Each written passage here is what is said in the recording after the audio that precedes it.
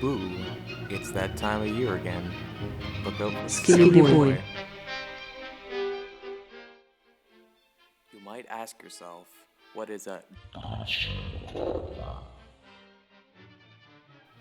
To answer this question, we need to look to the Renaissance and medieval periods. The Danse Macabre was a symbolic representation of death as a skeleton, where 15th century artists such as Guillaume Marchand depict these images in woodcut. Unbeknown to many, Saint-Saëns began working on his Danse Macabre in the early 1870s, originally composed as an art song based on the poem of Henri Cassalis, aka Jean Lahore. The lyrics went like this.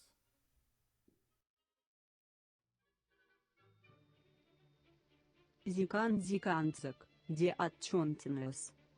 Tendlis repis saur instrument. Avie ilfel. Te danchiris naket. Is danchirchlis pserilavengli. Te lades, it is said, marquisi or baroness. Ante galant greena paorlo elurict. Aror.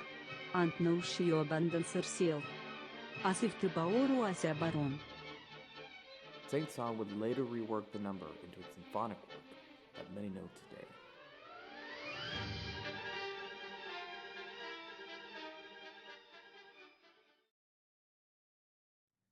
The Danse Macabre is played in the manner of a waltz and sits in the key of G minor, with modulations to B major.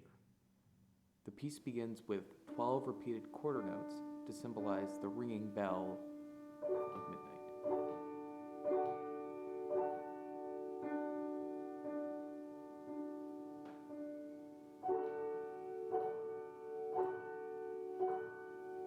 Soon Death, as the fiddler, appears playing the devil's tritone, resurrecting the damned. The violin uses the scordatura tuning the E string down a half step to E flat to achieve this chord. The dance begins and two themes emerge, the first played by the woodwinds, and the second as solo violin with string accompaniment.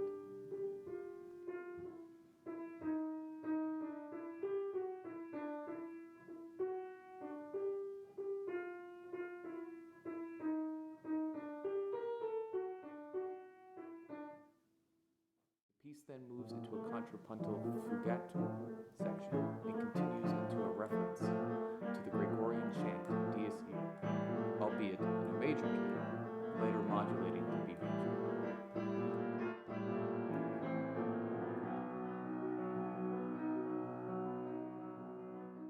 The first and second themes are reinstated and continues into a major climax until the conclusion. In the coda, the dawn breaks and the dancing dead return to their graves.